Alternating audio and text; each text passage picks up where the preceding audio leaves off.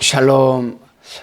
하나님의 사랑하심이 이 시간 여러분과 함께 하시기를 바랍니다. 오늘은 이사야서 10장 1절로 34절의 말씀을 가지고 겸손한 생활이라는 주제로 묵상한 것을 나눠봅니다.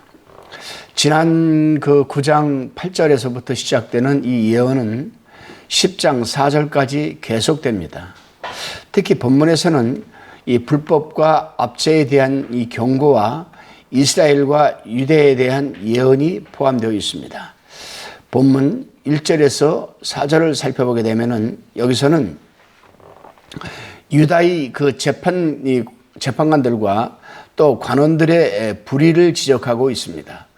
그 불의한 내용을 살펴보게 되면은 노골적으로 불의와 법을 만들고 또 가난하고 힘이 없는 자들을 불공평하게 판결하여 어떤 그 가련한 그 사람들의 권리를 박탈하는 그런 죄입니다. 그렇습니다, 여러분. 오늘날로 말하면은 유전무죄, 무전유죄 이것을 일삼고 있는 것이죠. 그들은 그렇게 해서 부자가 되었지만은 하나님이 그 벌함으로써 해서 그들이 심판을 받는다라는 겁니다.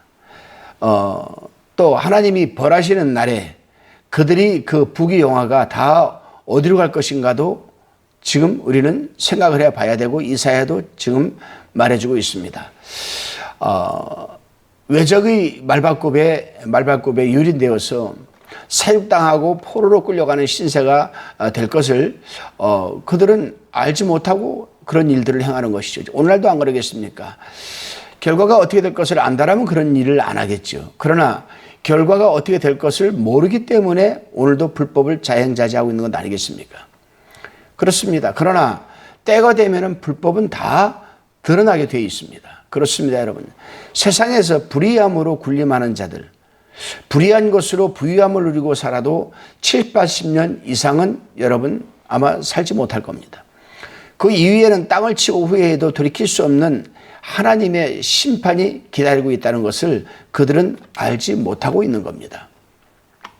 본문 5절로 11절까지의 묵상 내용입니다. 하나님께서 자기 백성을 징계하시는데 아수르를 사용한 것은 단지 징계의 막대기에 불과한 것입니다. 이것은 아수르가 그 자체가 의롭거나 또 그들이 선해서 하나님이 그들을 사용하는 것이 아닙니다. 여기에도 하나님의 섭리가 있는 것이죠. 그러나 아수르가 스스로 교만하여서 자신들 스스로가 승리한 줄 알고 오인하고 또 만왕의 왕이신 또 그런 예수 그리스도 하나님을 배제하고 자기들이 만왕의 왕인 체 할 뿐더러 예루살렘의 여러분 그 신상 즉 하나님을 정복하여 자기에게 예속하게 하고 다른 우상과 동등시하였으므로 자기 백성의 여러분 죄도 벌하였는데 하물며 이방 아수르를 하나님이 그냥 두시겠습니까? 이방 신상들하고 하나님의 그 성호를 동등시하는 이 죄를 그들은 얼마나 무서운지를 모르는 거죠. 그렇습니다. 우리 신앙생활도 하다 보면은 하나님에게 복을 받아 하나님의 도구로 쓰임받을 때가 있고 아수르처럼 자칫 교만해질 수도 있습니다. 교만해지게 되면은 그 10년까지도 완악해질 수가 있기 때문에 하나님의 사람들은 늘 겸손한 마음과 자세로 하나님을 섬기고 이웃을 섬기는 도구로 쓰임받아야 할 것입니다. 다시금 본문 12절로 19절까지를 살펴보게 되면은 유다가 범죄를 하니까 아수르를 채찍으로 사용하여 유다를 징벌하였고 아수르는 교만하다 보니 아수르에게 허락된 범위 내에서 심판의 임무를 수행하려 하지 않고 세계 제패의 정복력과 제국주의적인 야심에 그만 눈이 어두워서 모든 나라들을 닥치는 대로 파괴하고 멸절시키려 한 이 부분입니다. 7절에 기록이 되어 있습니다. 그래서 하나님께서는 아수르를 사용하여 유다를 징계하신 후에 아수르를 다시금 징계하는 것이라고 이사야는 밝히고 있습니다. 그렇습니다, 여러분. 우리는 여기서 한 가지를 교훈받게 됩니다. 하나님의 일꾼으로 쓰임받고 있는 우리는 하나님의 사명을 감당하면서 신령한 일꾼으로 온유한 마음과 자세로 일관해야만 됩니다. 누구든지 상대를 판단하고 정죄하려 하기보다는 나도 저렇게 될 수 있구나라는 경각심을 가져야 하는 겁니다. 다시금 본문 20절로 23절의 내용을 살펴봅니다. 여기서는 아수르이 초라하고 비참한 최후와는 대조적으로 이스라엘의 남은 자가 경험할 큰 회복과 구원에 대해서 예언하고 있습니다. 저들은 일찍이 아람과 이스라엘의 침략을 두려워하여 강대국 아수르를 그들은 의지하였습니다. 그리고 자기들 좀 지켜줄 수 없느냐 의뢰도 했습니다. 도리어 피격을 당한 셈이 되고 만 것입니다. 아수르가 오히려 이스라엘을 치게 된 거죠. 그들은 결국 하나님께로 돌아올 수밖에 없었습니다. 누가요? 이스라엘이. 그렇습니다. 오늘날도 하나님께 징계를 받은 후에 두 손 두 발을 다 들고 하나님 앞으로 돌아오는 자들이 종종 보여집니다. 우리는 하나님에게 징계를 받기 전에 먼저 전폭적으로 하나님을 사랑하고 그 영광을 위해서 살아가야 하고 또 그렇게 살아갈 때 하나님께서는 우리에게 큰 복을 더하여 주시는 겁니다. 오늘 하루도 여러분 전폭적으로 하나님을 사랑하시고 그분을 신뢰하고 의지하시기를 바랍니다. 다시금 본문 24절로 32절의 말씀을 살펴봅니다. 이제 하나님께서는 유다를 보호하시기 때문에 아수르를 두려워하지 말라고 지금 위로하고 있습니다. 아수르가 대군을 이끌고 위풍당당하게 여러분 침략을 해도 하나님께서는 그들을 일격에 물리치시겠다고 하십니다. 28절에서 32절에 기록이 되어 있습니다. 그리고 이 말씀대로 하나님께서는 하룻밤 사이에 아수르의 대군을 18만 5천 명을 몰살시키셨습니다. 이 내용이 열왕기하 19장 35절에서 37절에 자세히 기록이 되어 있습니다. 그렇습니다, 여러분.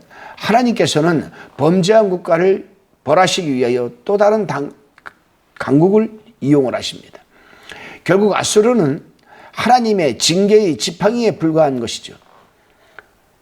그럼에도 불구하고 아수르는 이러한 사실을 모르고 자신이 강해서 자신들이 손으로 싸워서 이긴 줄 알고 교만하니 하나님께서는 유다를 치고 또다시 아수르를 멸하시기로 작정하신 것임을 우리는 깨달아야만 합니다.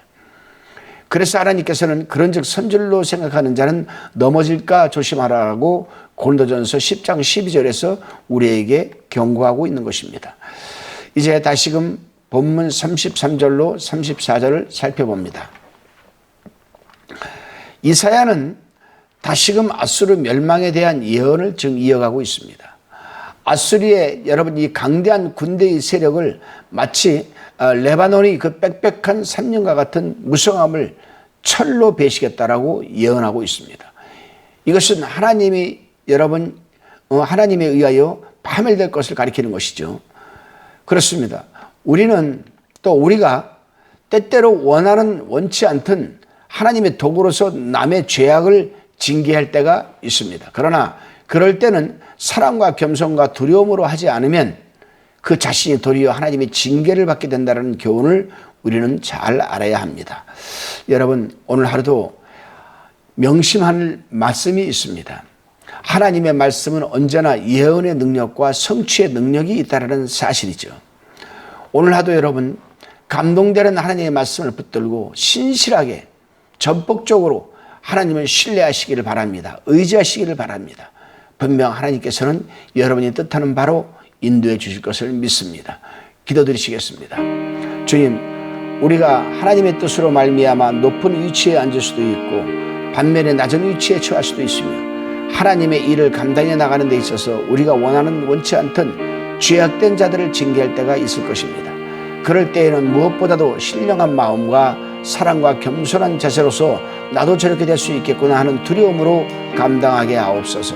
언제나 감사드리오며 예수님의 이름으로 기도드리옵나이다. 아멘.